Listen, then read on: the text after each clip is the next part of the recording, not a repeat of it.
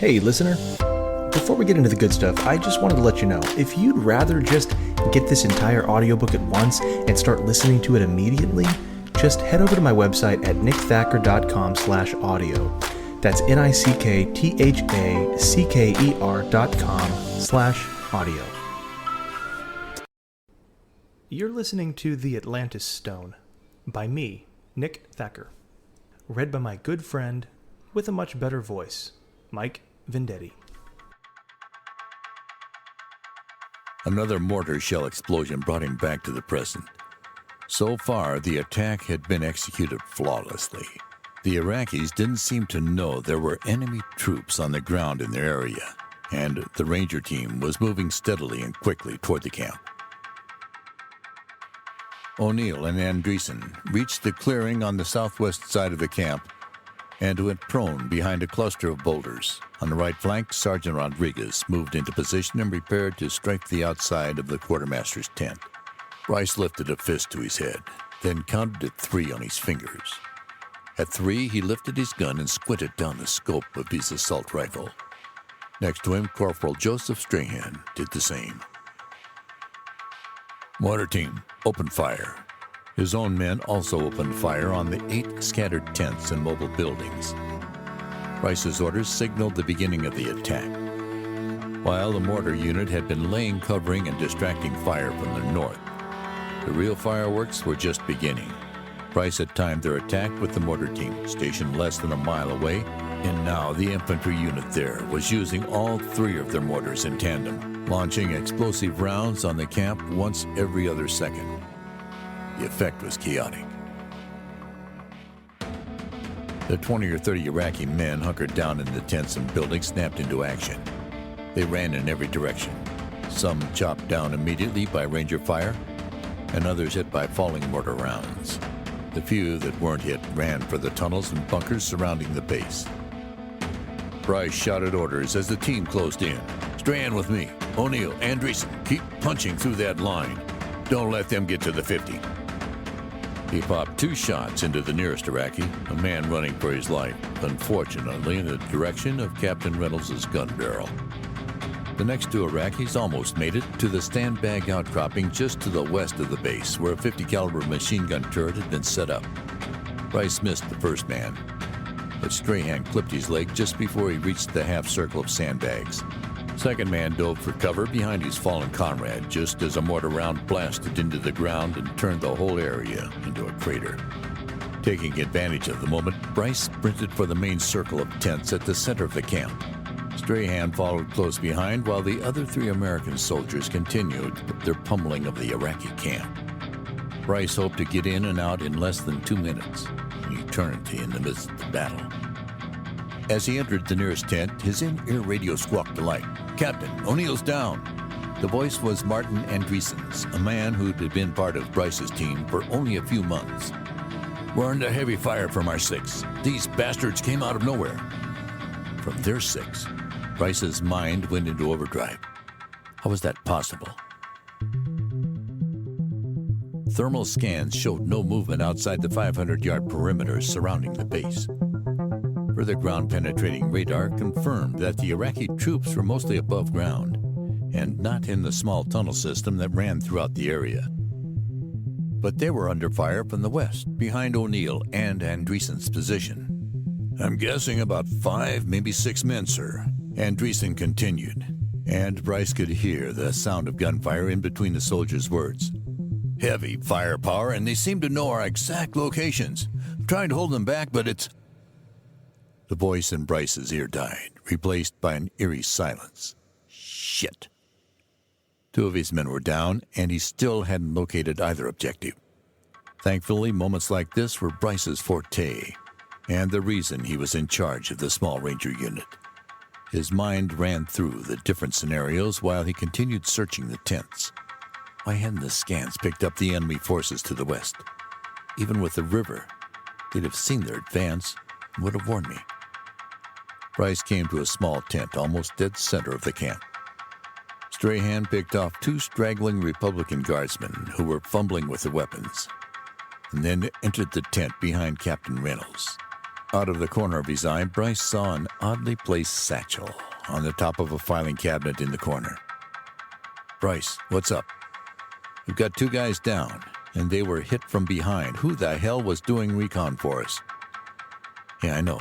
Just help me find the package, and we can get out of here." He motioned to the other tent, and Strahan nodded and walked over. Bryce waited for Strahan to leave the tent, and he grabbed at the satchel. Rifling through the contents, nothing but paper and maps. He threw the bag aside, and then, on top of the cabinet, underneath where the bag had been placed, Bryce saw it. Unassuming, it was a simple brown envelope. It was too small to hold letter-sized paper, but its thickness implied that it was meant for weightier items, souvenirs and such. It was sealed and wrapped in packing tape for additional security, and fastened with a brad. Bryce snatched it and ripped open the top. From the adjacent tent, Strahan yelled out, his voice echoed by the radio. Startled Bryce. "Boss, I got it. 2 sheets, double-sided. This has to be it." He opened the flap connecting their tents, and Bryce saw him waving the documents in the air. Coordinates ran down the left side of the page, itemized and ordered in some unknown way. "Great, let's go." Bryce had dropped the envelope onto the mess of papers and boxes strewn about, and he waited for Strahan to leap first. As the tall man stooped to exit the tent, he turned around and flashed a grin. "And you thought this shit was going to take 2 minutes?" He chuckled a bit and reached around his back for his rifle. Through the open tent flap, Bryce could see a shadowy figure approaching. "Corporal, get down!" Bryce yelled. Joseph Strahan jerked away from the tent opening. It was too late.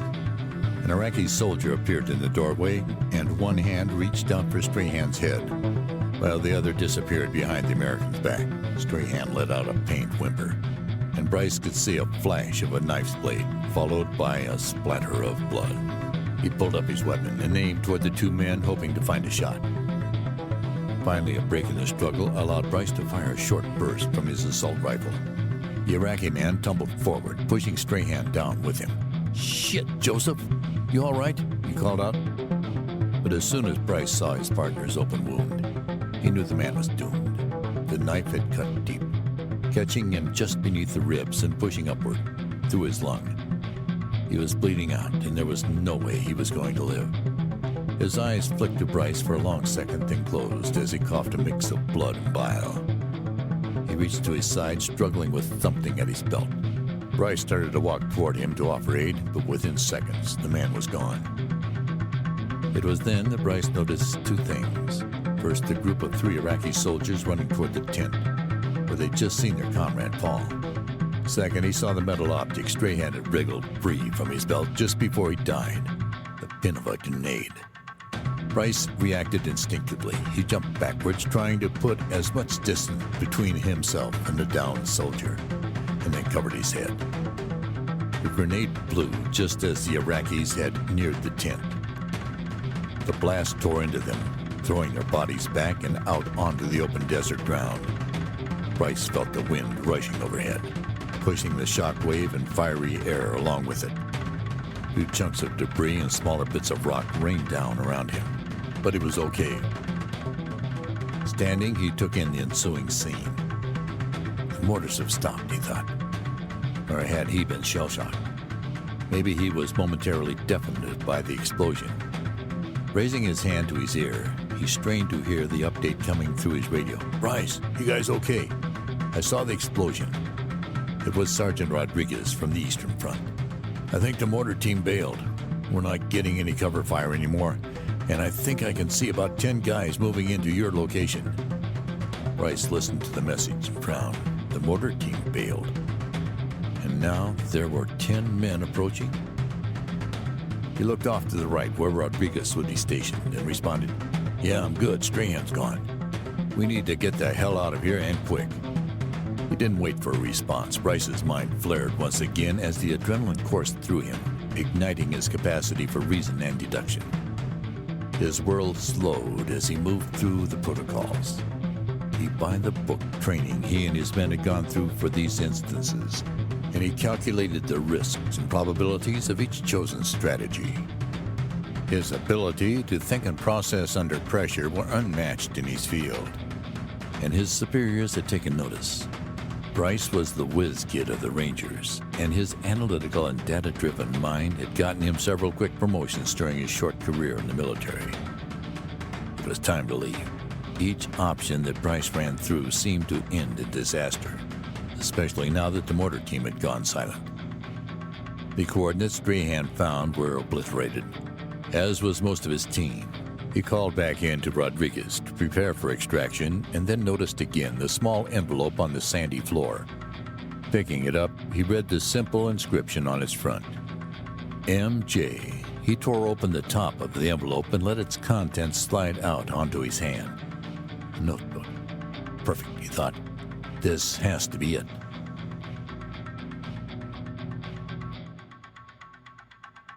Bryce was about to open the book and see for himself what all the fuss was about when a spattering of an AK-47 sounded behind him. He jumped forward, bounding through the 3 tents and out onto the dusty plain heading east. Just over the rise, he could see Sergeant Art Rodriguez still firing intermittent bursts down onto the base camp. A scream wailed from behind Bryce as he was running, and he heard a curse in Arabic, or Kurdish, he wasn't sure, as the man fell. Clearing the outer edge of the camp, Bryce calculated the distance between him and Sergeant Rodriguez to be less than 100 yards. Easy enough to make in a full-on sprint. By now, Rodriguez had seen his commanding officer break through the perimeter and was busy covering Bryce's retreat. In the distance, Bryce thought he could even hear their extraction unit, a helicopter's rotor wash, flying in from the south. As he closed the distance to Rodriguez, he heard a break in the soldiers shooting and looked up. The younger man was busy reloading, and Bryce knew he was vulnerable.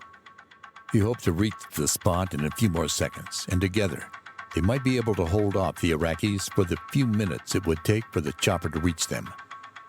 But as Rodriguez finished reloading, another shot rang out and Rodriguez's head jerked forward, ducking. Bryce frowned and his pulse quickened. That wasn't AK-47 fire, he thought. Another shot rang out, and Bryce saw the telltale twitch in Rodriguez's body, like a jolting electrical shock. He'd been hit. No!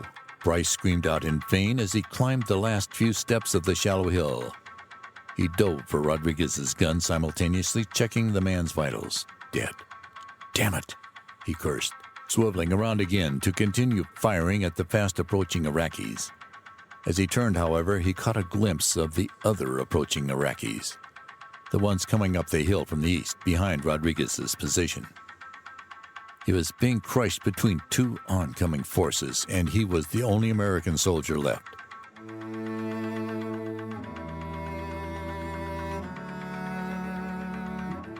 At least 5 men were coming up from the west, and now he saw the silhouettes of 3 more. One carried a sniper rifle, and was no doubt the one who'd killed Rodriguez. Shit. This was going to end very painfully.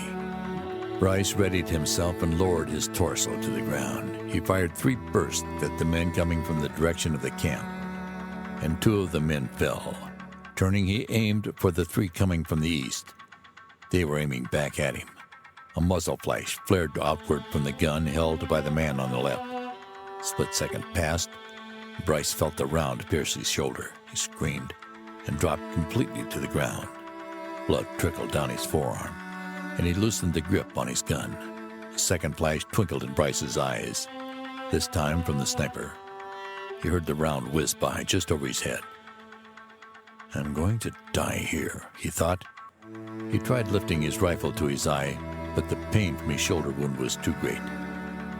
Then his knee lit up in a fiery wash of pain. Too weak to scream, he let out a low wail as he buried his face sideways into the sand, calmed by the gentle warmth of the Iraqi desert ground. His left hand reached up to his shirt pocket, and he shifted a little, slowly, trying to grab at the small notebook he'd stolen from the camp. I'm going out like this. I'm going to at least figure out why, he thought. He brought the book up to his head.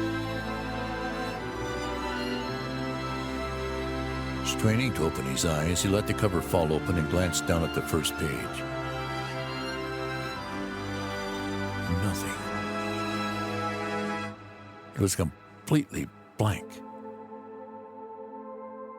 What? No. Had he grabbed the wrong book? He flipped through another 10 pages, all blank, all empty. He wanted to scream. Had he been set up? Why would this notebook, this blank notebook, be the subject of so much scrutiny, so much bloodshed?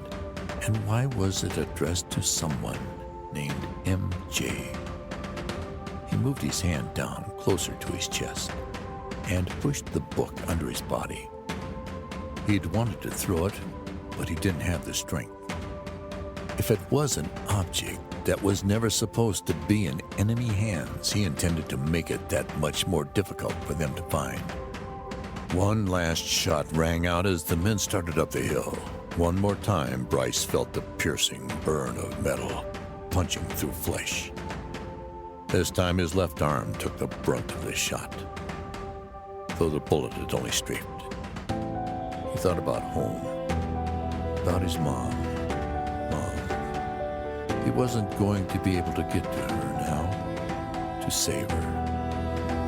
He squeezed his eyes shut and let the sand blow over him, willing the desert to swallow him.